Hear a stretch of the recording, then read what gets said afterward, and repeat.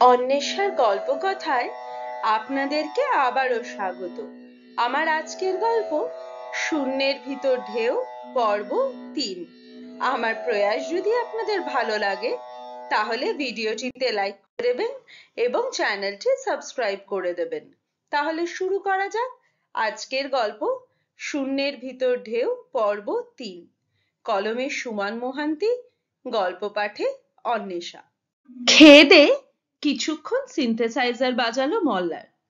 এটাই এখন তার রুজি রুটি, নিয়মিত চর্চার মধ্যে থাকতেই হয়। সিনথেসাইজার বাজানো শেষ হতেই সে সিঁড়ি বেয়ে নেমে গেল। বাবার ঘরের দরজা খোলা, আধশোয়া ভঙ্গিতে পেপার পড়ছে। সে সামনে দাঁড়িয়ে কোনো ভূমিকা ছাড়াই বলল, ১.৫ লাখ টাকা লাগবে। পেপার থেকে চোখ না সরিয়ে কমল বললেন, কার লাগবে? আমার।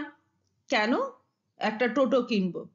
পেপার বন্ধ করে বিস্মিত চোখে তাকালেন কমল। কি করবি? কি কিনবি? চালাবো টোটো। শুনেছি টোটো চালিয়ে ডেলি ৪০০ থেকে ৭০০ টাকা রোজগার করা যায়। ভেবে দেখলাম মাসে ১৫,০০০ কামাই মন্দ হবে না, আত্মনির্ভর হওয়া যাবে। কি কি তুই শেষে কিনা টোটো চালাবি? কেন? কোনো কাজই ছোট নয়, ডিগনিটি অফ লেবার বোঝো না দেখছি। কমল মাছি তাড়ানোর ভঙ্গিতে বললেন, ওসব কেতাবি কথা রেখে দে। কমল ঘোষ ব্যাংকের অ্যাসিস্ট্যান্ট ম্যানেজার হিসেবে যে কর্মজীবন শেষ করেছে, তার ছেলে রাস্তায় টোটো নিয়ে ঘুরবে? What a joke! প্রেস্টিজ থাকবে আমার? মল্লার শান্তভাবে বলল, মান সম্মান ধুয়ে জল খাও তাহলে। আমেরিকায় নাসার এক বিজ্ঞানী, অবসর সময় ক্যাব চালান। ওদের দেশের লোকের অত ঠুনকো অহং নেই। বেশ তো পেয়েছ আমাকে, এদিকে কিছু করিস না বলে খোঁটা দেবে, আবার কিছু করতে চাইলে ব্যাগড়া দেবে। এটা কেমন পলিটিক্স? তোর মাথাটা দেখছি গেছে। বাপ হয়ে ছেলের ব্যাপারে পলিটিক্স করব? কেন, যে কাজটা করছিস সেটাই মন দিয়ে কর। ১০টা বাড়ি গিয়ে মোট পাই ৬,০০০। বাড়িতে ৪ জন শেখে, ৪০০ করে নি। টোটাল কত হলো? ৭,৬০০। ওতে কিছু হয়? খাটুনি বেশি, রোজগার কম।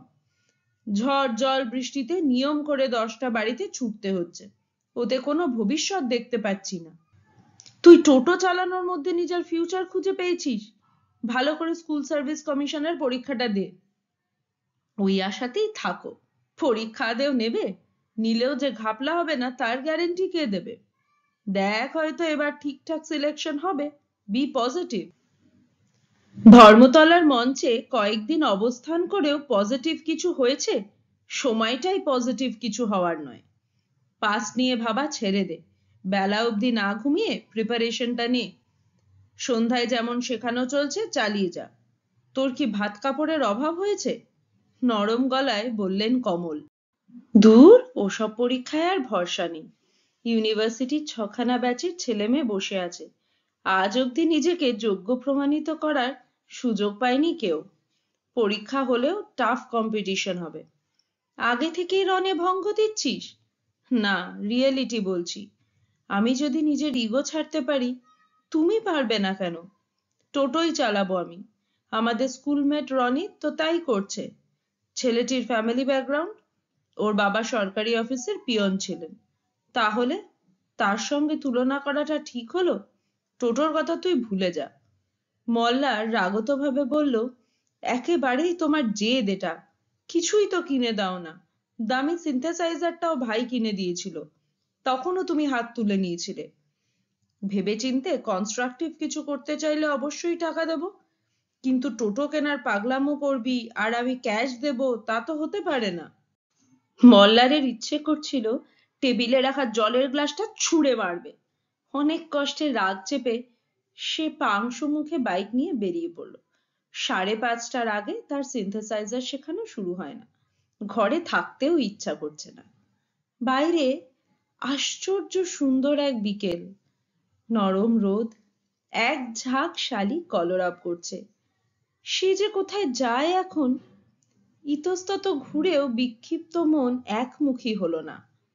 বড় একা লাগছে। অভ্রকে ফোন করলো সে। ভাই, ফ্রি আছিস? হ্যাঁ। তো টিউশন নেই? না। তাহলে বেরিয়ে পড়। কোথায় যাবি? মল্লার একরাশ বিরক্তিতে বলল, যেখানে ইচ্ছে। তোকে নিশ্চয়ই বেশ্যাখানায় নিয়ে যাব না, এত প্রশ্ন কিসের? জল ট্যাঙ্কের কাছে ওয়েট করছি। আপাতত নদীর কাছে যাব বলেই ঠিক করেছি, পরে প্ল্যান চেঞ্জ হতেও পারে। অভ্র বলল, নদীর পাড়ে গিয়েই বসবো। কত কাল দুজনে একসঙ্গে বসা হয়নি ওখানে। বেশিক্ষণ বসবি না তাড়াতাড়ি পালিয়ে আসবি? তোর তো সন্ধ্যে থেকেই একটার পর একটা বাড়িতে হাজিরা দেওয়া শুরু হয়। 5টার সময় ছিল একটা, যাব না বলে জানিয়ে দিচ্ছি, মুড আসছে না। তুই তা বলে হেলে দুলে আসবি না, বি কুইক। একা একা প্রেমিকা ছাড়া কারোর জন্য অপেক্ষা করা অন্যায়। অভ্র সব শুনে বলল, এই ব্যাপারে কাকুকে আমি দোষ দেব না। টোটো নামানোর প্ল্যানে কাকু সায় না দিয়ে একদম ঠিক করেছে। মল্লার বলল, ও, তোরও সেই মধ্যবিত্ত বাবু হয়নি, ক্লাস থুরি, স্টেটাস নিয়ে পড়ে আছিস। অভ্র শান্তভাবে বলল, শোন, আমার মধ্যে ওসব নেই। ডিগ্রি টিগ্রি ভুলে ওষুধের দোকানেও কাজ করেছি। সব লাইন সবার জন্য নয়।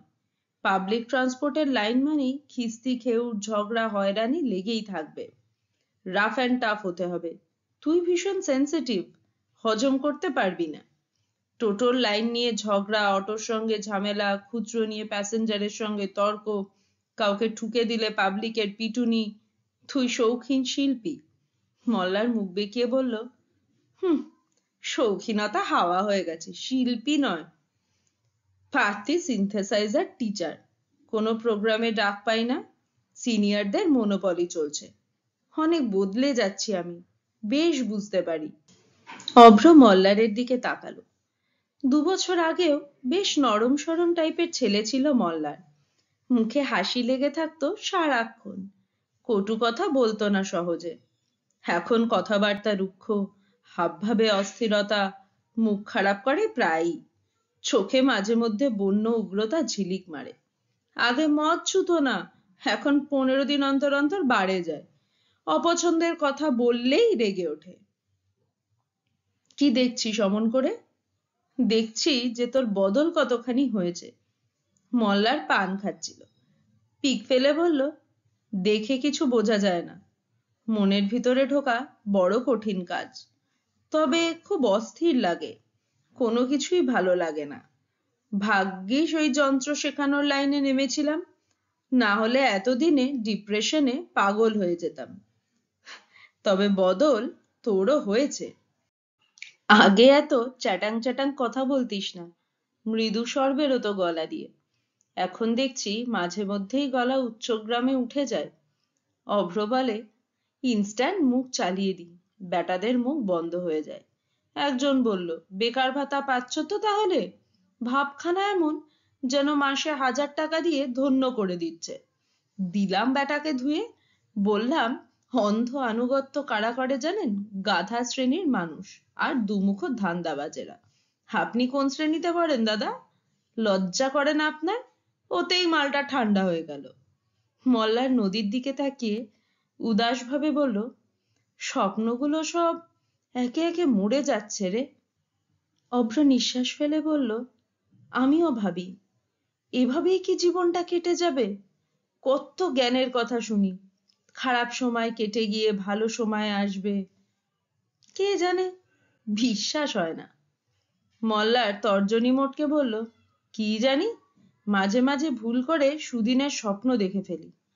তোর আর আমার বয়সটা তো কম হলো না, 40 হতে মাত্র 6 বছর বাকি। যৌবনটা বাই বাই করে পালাবে এবার। কিছু কি করতে পারবো না আমরা? অভ্র বলল, কি জানি, কর্মসংস্থান নেই, চাকরি নেই, এদিকে নতুন নতুন ইউনিভার্সিটি খুলেই চলেছে। ইউনিভার্সিটি মানে হলো উচ্চশিক্ষিত বেকার তৈরির কারখানা। ডিগ্রি দিয়েই খালাস, আর কোনো দায় নেই। কোটি কোটি কর্মসংস্থানের গল্পে কোনো সরকারি কম যায় না। খুব রাগ হয় মাঝে মাঝে জানিস।